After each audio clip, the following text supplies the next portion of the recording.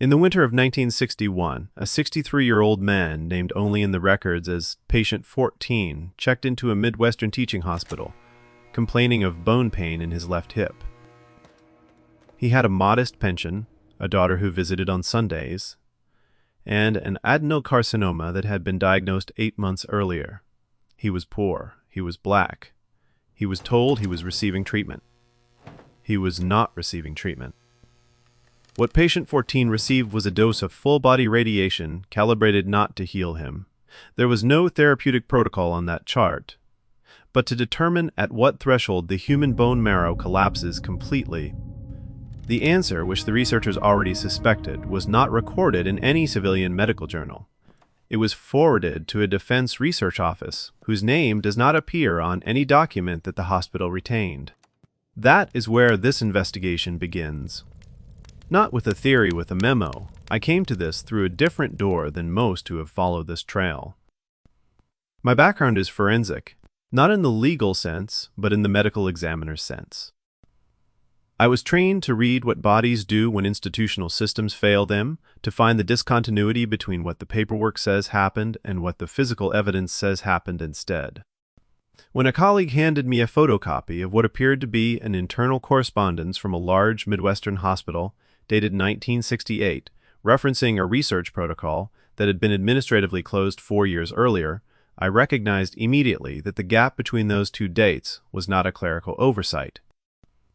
That kind of gap is made on purpose. The algorithm tends to suppress this kind of investigation. If you want to follow where the evidence leads, subscribing is how you make sure the next one finds you. Here is what the official story says. In the 1,960 seconds and into the early 1,970 seconds, a research program at a prominent teaching hospital in the American interior conducted studies on the effects of radiation on cancer patients. The program was, according to the institutional record, a legitimate and IRB-compliant effort to explore palliative applications of radiological exposure for terminally ill patients who had exhausted other options. The patients, the official account maintains, were informed participants in a clinical study. The program ended when funding lapsed.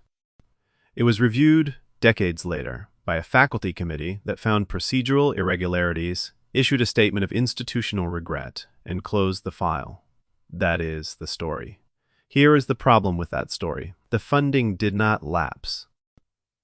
The funding was sourced from the beginning through a defense research channel that had no clinical mandate and no therapeutic objective. The patients were not informed. The consent documentation, what existed of it, was written in language that the hospital's own internal legal review, conducted in 1972 and never published, described as insufficient to constitute valid informed consent under any standard then or currently in use. That legal review sat in an administrative filing cabinet for 22 years before a researcher found it. I will come back to what happened to that researcher. But first, I want to be precise about what I am claiming and what I am not. I am not claiming that the physicians who ran this program were sadists. The documentary record does not support that. What the documentary record does support, what the memos, the dosimetry logs, the internal communications I have spent the better part of 3 years reconstructing, is something significantly more troubling. This program was not a medical study with a military application. It was a military study conducted inside a medical institution because military institutions could not conduct it openly. The patients were selected, not recruited. There is a distinction that matters in forensic medicine between a diagnostic error and a diagnostic omission. An error is unintentional. You looked at the evidence and reached the wrong conclusion. An omission is structural. The evidence was never entered into the record from which conclusions would be drawn. This program was built on omissions. The dosimetry logs recorded exposure levels. They did not record what the patients were told about those exposure levels. The intake forms recorded the selection criteria. They did not record the name of the office that had established those criteria. The institutional record of the program, such as it is a document of what was measured. It contains almost nothing about what was said. A physician who worked on the program's clinical support staff left detailed notes in a personal journal that his family later donated to a small regional archive. The journal was never cataloged under the program's name. For 18 years, it sat in a box labeled Personal Papers, Medical Miscellaneous. In those notes, the physician describes the selection criteria with a clinical detachment that reads decades later as something close to discomfort. Patients selected for the study were described in intake forms as cooperative, without significant next-of-kin proximity, and below median socioeconomic index. That last phrase appears in 11 of the 14 documented intake forms I have located. Below median socioeconomic index. You were more likely to be selected for this protocol if you were poor. And here is where the story stops being about a hospital and starts being about the architecture of an institution that had the reach to place a defense research objective inside a civilian medical ward without leaving a visible seam. The physician, whose journal I have described, did not stay on the support staff. In 1965, he filed what the archive records describe as a formal internal concern, not a whistleblower complaint in any public sense, but an internal memorandum addressed to the department chair questioning whether the consent process met the hospital's own published standards. He used the word exploitation once. That memorandum was not filed in the research program's administrative record. It was filed in his personnel file. 8 months later, his contract was not renewed. His name does not appear in any published history of the program. That is not an omission. That is a pattern. And the pattern, once you see it, does not resolve. It expands, because the physician was not the first. Approximately 2 years before he arrived at the hospital, a bioethics researcher at a neighboring institution, a woman who had spent the previous decade studying consent practices in military-adjacent medical research, submitted a paper for publication in a regional medical journal. The paper did not name the hospital. It described in general terms a category of research program that used terminal cancer patients as proxies for battlefield radiation exposure assessment. She argued that the ethical distinction between a terminal patient and a battlefield casualty in the context of informed consent was being deliberately obscured by institutional design. The paper was rejected. The journal's editor, in a letter that has survived in the researcher's files, described it as speculative and insufficiently grounded in documented cases. He did not request revisions. He closed the submission. 3 months later, a funding grant the researcher had held for 6 years, unrelated to this paper, for a separate study on post-operative recovery in elderly patients, was not renewed by the foundation that had awarded it. The foundation, incorporated in a northeastern state, received the majority of its operating endowment from a financial trust whose beneficiaries overlap almost entirely with the board of the hospital, whose program the researcher had described. I want you to sit with that for a moment. A researcher who published a theoretical critique of a category of research did not simply lose the argument. She lost her grant. From a foundation connected to the institution she had critiqued, without a published rebuttal, without a documented review, without a conference. That is not coincidence. That is a gap that was made. The document I am now going to describe should not exist. Tesh. According to the institutional record as it was maintained through the mid-1980s, it does not exist. It is a memorandum, dated 1969. From the hospital's research administration office to what the memo designates only by an alphanumeric code, a designation that appears in no published institutional history, but which appears in 4 other documents from the same archive that I have cross-referenced. The memo authorizes the administrative closure of the research protocol, not the discontinuation of the research itself, but the closure of the administrative trail that connected the protocol to the hospital's formal research registry. In plain language, the program kept running. The paperwork stopped. The memo describes this as a standard archival transition. It is signed by 2 administrators. One of those administrators I've confirmed through public records left the hospital the following year and took a position with a federal scientific advisory body. The other retired. Neither has any documented association with the program in any subsequent record. The program, according to its own administrative record, ended in 1965. The dosimetry logs I have located, held in a state university archive, under a collection title that makes no reference to the hospital, the program, or human subjects, contain entries dated through 1971, 6 years of logs.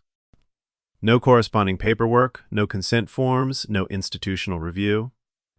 At the 1971 terminal entry in those logs, the notation system changes.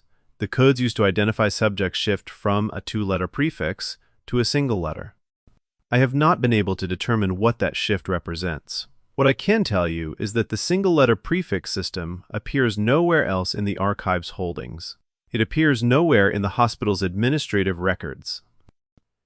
It does not correspond to any coding standard I have found in the medical literature of that period. Somebody created it for this program, in its final phase, and here is where the story stops being about a single institution. The bioethics researcher I described, the one whose grant was withdrawn, had, before her publication was rejected, been in correspondence with a colleague at a research university in a different Midwestern state. That correspondence has also survived, held by the colleague's estate, and eventually donated to a library archive. In the letters, the first researcher describes the program she has theorized. The colleague's response is remarkable. The colleague does not express surprise. The colleague expresses recognition.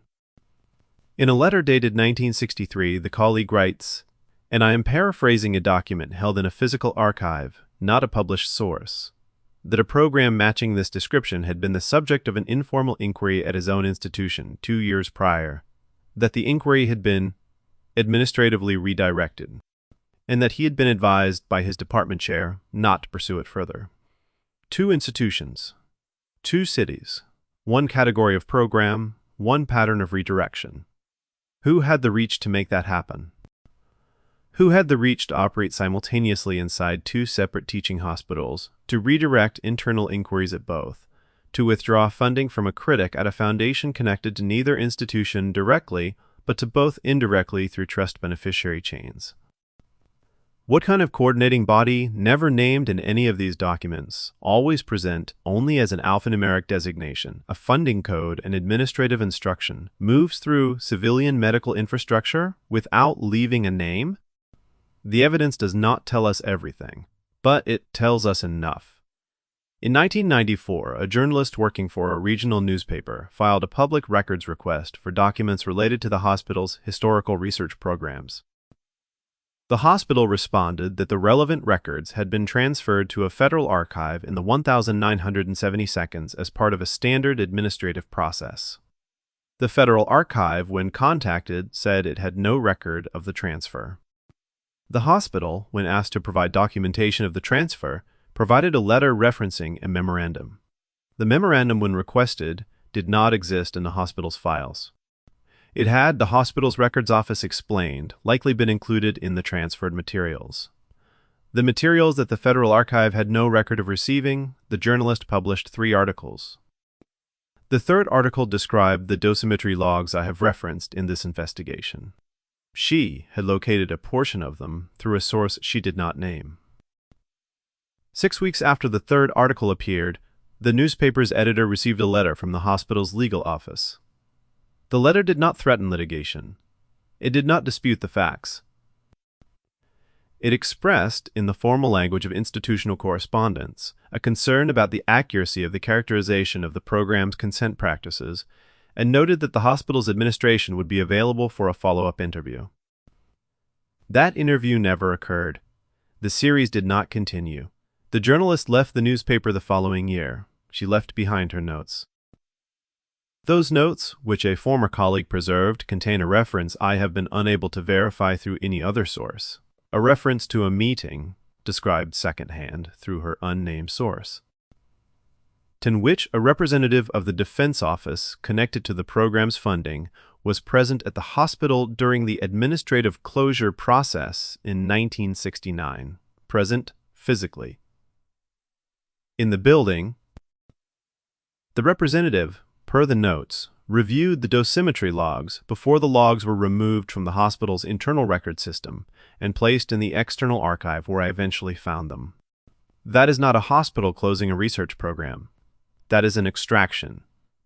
The evidence does not resolve into a simple narrative. It was not designed to. The design of the suppression. The gap between the administrative closure and the operational continuation. The coding shift in the final phase, the transfer to a federal archive that has no record of the transfer, is itself the most significant document in this investigation. Because a suppression that careful is not a cover-up improvised after the fact, it is a cover-up planned in advance. The infrastructure for hiding this program existed before the program ended, possibly before it began. What were they hiding? Partly the program itself, the subjects who did not consent, the dosimetry that served no therapeutic purpose, the outcomes that were not recorded in any medical literature, but partly something else.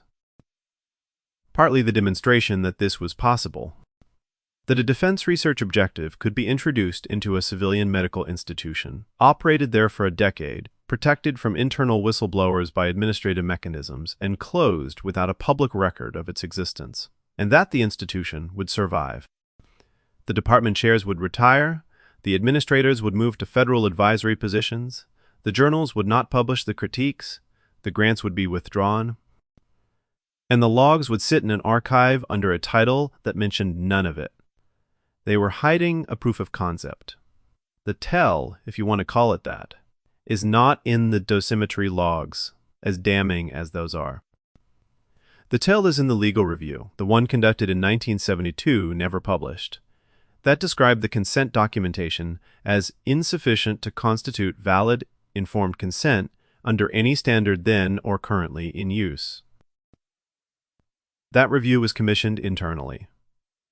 Somebody inside the institution wanted it on paper that the consent was inadequate. Not to correct the problem, the program was already in its operational final phase by then.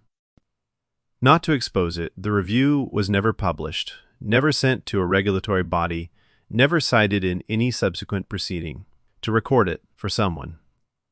4. A record that was not the hospital's record. I have spent a considerable amount of time wondering who commissioned that review. I have not been able to determine the answer. What I can tell you is that the review was found in an administrative file that had been misfiled. Not destroyed, not reclassified, not transferred. Misfiled.